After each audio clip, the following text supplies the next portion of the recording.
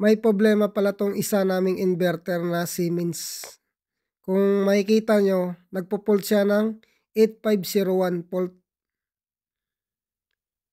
So dito sa HMI niya, ang ina-alarm niya dito ay may dalawa siyang motor na nagpo-fault.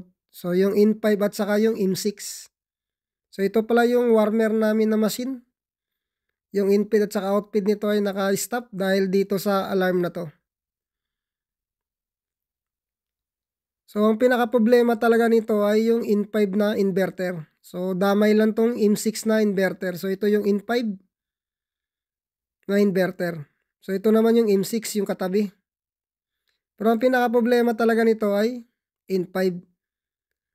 So dito ang gagawin ko lang dito mga master ay hugutin ko lang tong Profinet wire na RG45.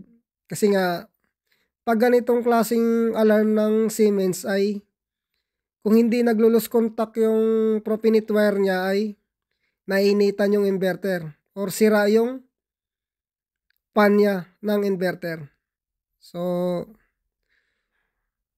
ganito lang madalas ginagawa ko dito kasi madalas din talaga to nagpo-fault tong Siemens na to. So ngayon ay i-reset ko na. At kung makikita nyo ay tumatakbo na yung warmer, yung in-feed niya at saka yung warmer.